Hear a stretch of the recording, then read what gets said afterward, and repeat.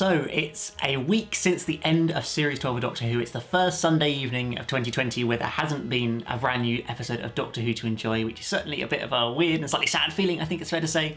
But it doesn't mean that we can't stop talking about it, so today I'm going to be giving you guys my full review of Doctor Who Series 12. So in this video I'm going to kind of try to focus more on the overall kind of strengths and weaknesses of the series rather than necessarily the individual episodes. I'll have a brief look at each of them, but I think I might leave that to potentially a Series 12 ranking video rating best to worst episodes, which will come at some point in the near future.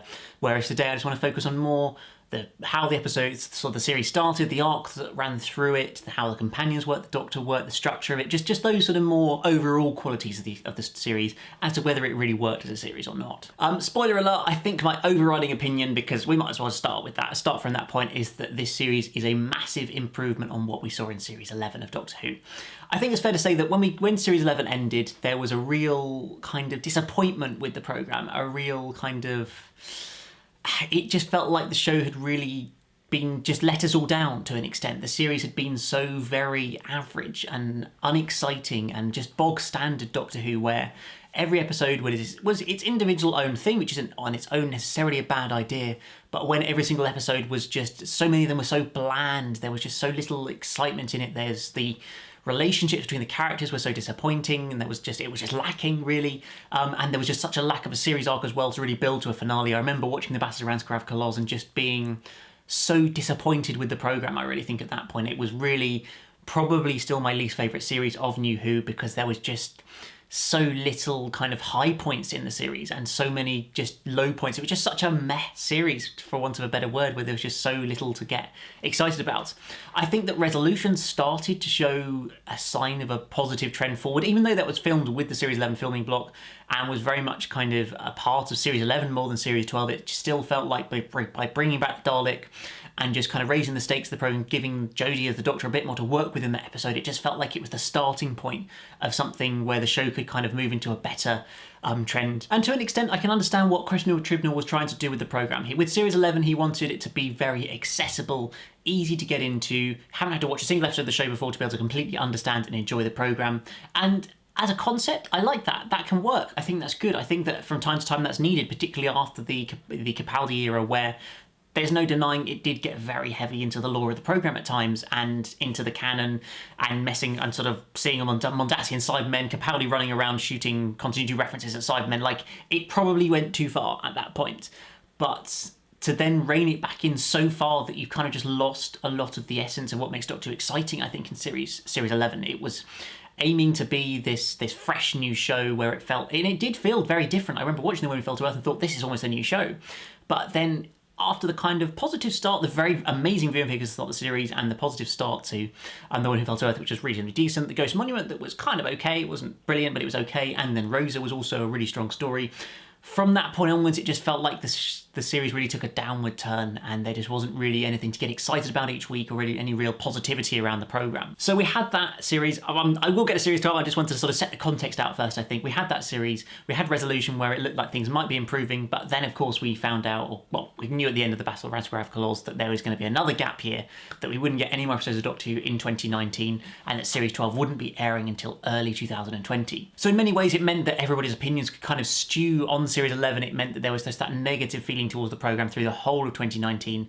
And I feel like it meant that a lot of expectations were kind of lowered for Series 12 because of Series 11 just being such a letdown and disappointment. But I do think that right from the first trailer for Series 12, which came out on the 56th anniversary of the programme back in the 23rd November 2019, when we got our first real glimpse, a minute-long trailer for Series 12, it just looked almost like a different show, I think. It just looked so much more action-packed and exciting.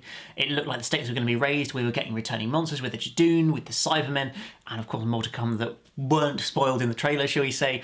And I think it just, with that single trailer, it started to bring back the positive vibes and the optimism around the programme that this really was going to be something so much more exciting and bold and risky than what we'd seen in Series 11. I think more than anything else, Series 11 was very, very risk averse. It was just too safe a series to really be something exciting. I think that's almost the worst thing, is when Doctor Who plays things too safe and becomes boring. That's when the show is really at its most lacking. Like, sometimes it tries wacky things and they don't work, but at least it's tried to be ambitious, and and that was just missing from Series 11, but I think really came back for Series 12. And so with all that context, with all that setup, we found out that we'd be getting Spyfalls airing on New Year's Day and the 5th of January, a big two-part, exciting, epic opener, 2-hour story to start off the series with, which was straight away a big, exciting thing. The fact we got a two-parter back that we didn't see in the whole of Series 11. There were some cliffhangers kind of carrying over, but it wasn't really any two-parter at any point. To then get a proper one to start off the series with some, really what we thought going in were going to be some fairly high stakes and quite exciting, some hints at a more of a big story arc to the series that, of course, proved to be true. And just the way Chris Chibnall was talking about how they really wanted this series to really go much further, go much more risky, do what Doctor Who really does well as a show, which is just doing wacky things, trying things out, doing things differently, and being major and exciting. And I think ultimately that's what they really did, and it really worked. I think ultimately it proved to be a really, really strong and good idea to introduce the Master at the end of episode 1 of Spyfall. It was quite a surprise and a risk to take, I think, to not announce anything around the Master and have a pure shock reveal of the Master is back. Yes, there were rumours on the trace of the internet, and I was aware of those rumours, but even for me, it was still a real shock when it turned up that he was actually the Master. And so the way it was done in the episode, I just thought it was such a brilliantly executed and perfect reveal that just straight away told us this series is not going to be like Series 11. Like, we know we've got Sidemen, we know we've got Jadoon to come, we know we've got things from the past, and now in episode 1, we've done something more exciting than we did in the whole of Series 11. We've thrown the Master in. We've shock revealed the Master at the end of episode 1. Like, you can't really beat that to an extent. Like, that is so major for the programme. And to do it in such the way they did by introducing him as another character, quite mysterious and not sure who he is, to then suddenly, he's the Master. It was just, I think, what the show really, really needed to just kind of kickstart it at the beginning of the series, really get us excited about the programme again, theorising, looking forward to it. And I remember the wait, even though it was only half a week for Spyfall Part 2, was so exciting, because suddenly the show felt exciting again, it felt action-packed again, it felt shocking again, it felt like there was real things to look forward to for the programme again, and Chris Chibnall was finally writing some strong episodes, which I think was just such a great sign for the programme. And that did manifest itself into a very strong Spyfall Part 2, which, more than anything else, of course, it set up the plot threads for the end of the series more than anything else, where we saw the whole thing about Gallifrey being destroyed, the mystery of the Timeless Child being brought back, which was referenced in the Ghost Monument early in Series 11, and about how the Master destroyed Gallifrey. There was this lie of the Timeless Child that we weren't quite sure about what it all was, a little few hints at it, and that just very much set up the art for the series, which was something that was just so lacking for Series 11, where we at least usually had something in all the previous series of New Who. To then take that away completely just didn't work in Series 11, but I think introducing that into the show again for Series 12 really worked and really just made a difference to keeping you excited and wanting to watch every single week. I think with the next episode, Orphan 55, we come to the first of the kind of main problems and stumbling blocks of Series 12 as a series, in that with each filler episode where it wasn't to do with the main plot strands of the series, it felt like there just wasn't anything really to keep you watching each of those episodes. So you think Orphan 55, you think the Tessa episode, you think Praxis, you think Can You Hear Me?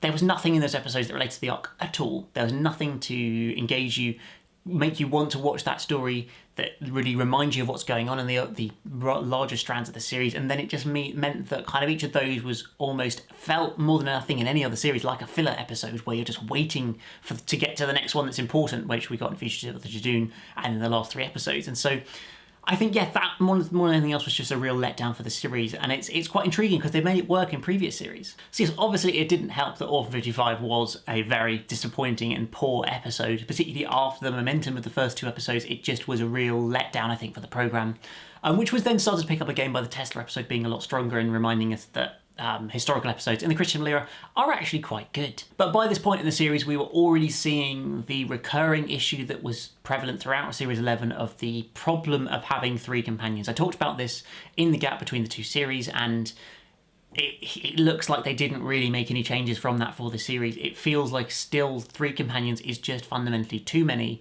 to give them enough content to work with when your stories are only 50 minutes long.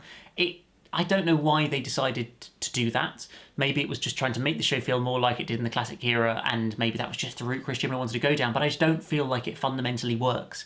It means that they just don't build up strong enough relationships between each of the characters because there's too many of them and not enough time to do it.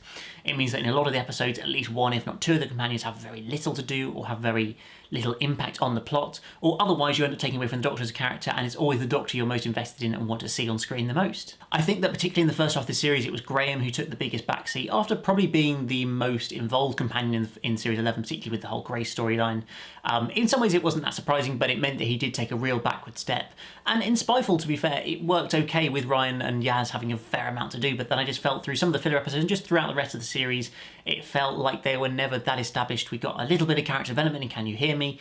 For all of them, in particular Yaz, of course, and I still feel like Yaz is probably the strongest of the three, the most developed of the characters that we've got there, and probably that if we were going to just keep one of them, Yaz would probably be the one I'd choose to keep going forwards, and maybe that's what we all get. That's certainly the rumours for the special is that we're going to lose Ryan and Graham at the end of the special, and then Yaz will carry on. I feel like that could be the right thing for the programme, because I certainly hope that when we get to Series 13 we lose at least one of them, because I just think that will really, really help the programme just be able to build those closer relationships between characters that we can then really connect with that bit more, that was just so lacking in this series. But coming back to the series itself, we had Fugitive of the Judoon in the middle of the series, quite a bold decision to have a mid-series kind of epic, big, dramatic shock reveals type episode. But it certainly wasn't marketed to be that. That's one of the things about the kind of weird things about the BBC's promotion of this series. It's been a bit up and down and quite weird and just very focused on the big episodes of the series and not really almost wanting to get us hyped about some of the more filler episodes, which is a game where I think the filler episodes went wrong, because after Fugitive of the Judoon, each week you'd have a trailer for each episode,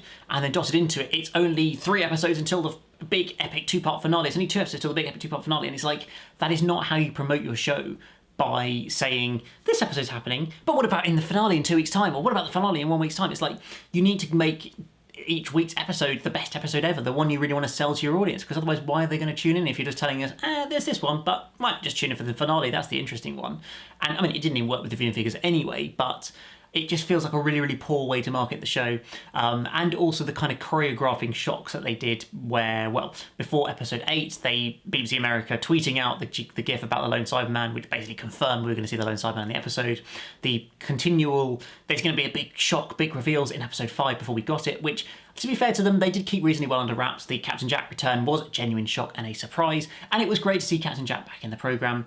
I think the main detraction from that is that his performance was, his reason for being there was a bit of a waste of time and didn't really do anything to the story apart from give the companions something to do for half of that episode, and for him to give a little bit of exposition and some hints at the future. However, I do believe that we will be seeing Captain Jack in the special, and hopefully he'll have a more proper and full performance for that story, which will kind of redeem it and make it, and leave it with making a bit more sense why he was in episode 5, because they were planning to bring him back for the special. Of course, the other major thing they did was bring the Ruth Doctor into the programme in episode 5, a real risky and surprising thing to do, and I still think probably my favourite moment of the series was the Ruth reveal, when the Doctor digs down and finds the TARDIS buried underground. That was just such a perfect way to reveal it. As much as, again, there had been rumours and whispers on the internet about it, which I was aware of, but it still felt completely shocking and surprising and like, wow, this is completely unexpected and not the sort of thing after Series 11 we would ever expect Chris Chibnall or Doctor Who to do as well. So I felt like that was a really strong moment for this series in terms of just really surprising your audience and really getting people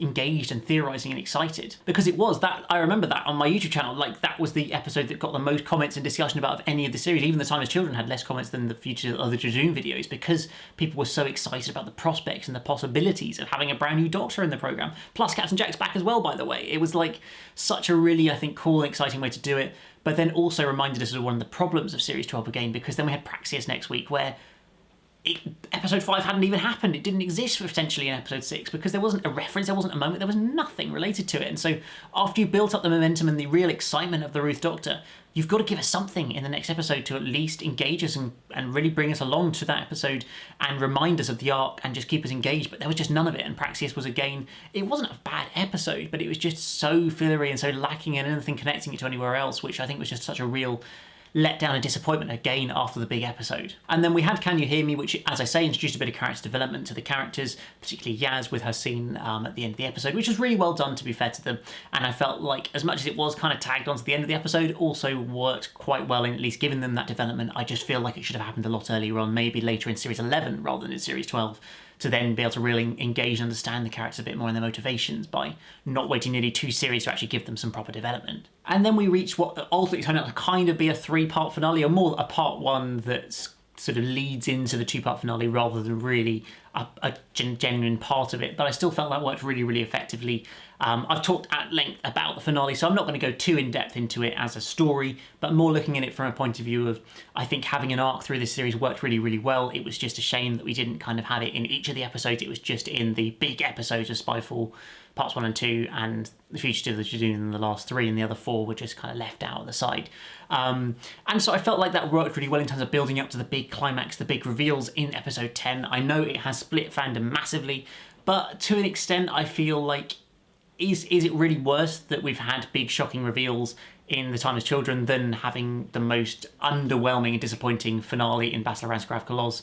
I, every day of the week, will take The Time as Children, no matter what you think about the reveals. I still feel like it's better for the programme to go bold, do things, do excitement, really take risks as a programme, which is what Series 12 is kind of, in the most part, defined by, I think. So looking at the character of the Doctor in this series, I feel like it was really a step up for her character. Whereas in Series 11, it felt like she was kind of quite... there wasn't enough for Jodie's Doctor to work with, I think, in the series. It was very much on the surface character of the Doctor. She was playing just sort of the happy sides of 10th and 11th Doctor. There was never really any darker side we saw of her, any really serious side we saw of her. She was always making jokes. It was very lovable, and it was nice, and it was easy to kind of, I guess, warm to her, but only on a very surface level. Whereas in this Series 12, we really delved so much deeper into her character. By putting her against such a great villain like the Master, I think it helped her to be able to really open up. It meant that they were to write her better and just really give her more to work with and more to do as an actress for Jodie and as the character of the Doctor.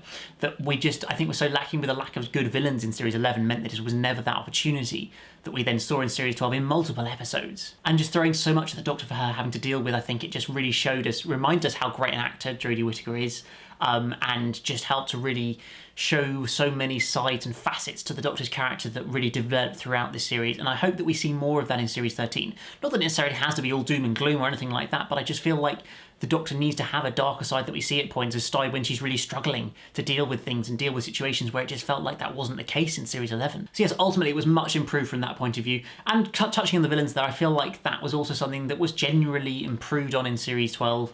Obviously the Master was the kind of villain for a lot of episodes of the series, well certainly 3 of them. Ashad the Lone Sideman was great in episodes 8 and episode 9 as well. The Skithra were kind of average, but they were okay, I guess. The Dregs weren't really villains, they were kind of just savages, savage beast type creatures. There wasn't actually that much of a villain in Fugitive the Jejune, I guess, kind of Gat, but again, she wasn't that great, and Praxis didn't really have one as well. And Can You Hear Me? The Immortals were quite interesting and good, but defeated also quite too easily. But I feel as a whole there was a stronger range of villains there, and I feel like it really as a series, struck the right balance between bringing back the old and introducing the new to the programme. It felt just where each series previously to New Who, before Series 11, had struck a reasonably well balanced. Sometimes it'd gone a little bit too far into the past, but generally found a really good balance between the two, and I felt like that we just found that again in Series 12, where it was so lacking in the last series. So as I said at the outset of this video, I feel like Series 12 was ultimately a big improvement on Series 11. I'm not going to try and say it's my favourite series of Doctor Who, because it's not. There's still a lot of flaws in there. It's not a perfect series. The filler episodes are a disappointment. The arc was a controversial ending to it. The companions are still a general problem for the programme, and it's not like every single problem that was in Series 11 has been eradicated. But I feel like as a whole, it just gave us a lot more things to get excited about, a lot more action in the series, and just, yeah, I was just excited about the programme again. I wanted to make videos about it so much more. I so much wanted to theorise about the programme, and I think that's what the show is all about. Does it make you want to talk about it? Does it make you excited? And if it does, then I think it's doing the show right. But guys, I would love to hear from you in the comments below. Please do let me know your thoughts on Series 12 as a whole, your kind of mini Series 12 review. If I get enough of them that kind of fit, then I may do another one of the what did the fans think video for the whole of Series 12, because I feel like it'd be quite a fun video to do. So if you want to try and get into that video, then please do comment down below with your nice thoughts on Series 12 as a whole. I love to read them and always hear them. But I hope you guys have enjoyed this video. As always, hit that like button, that subscribe button if you're new here, and I'll see you again very soon for another one. Goodbye.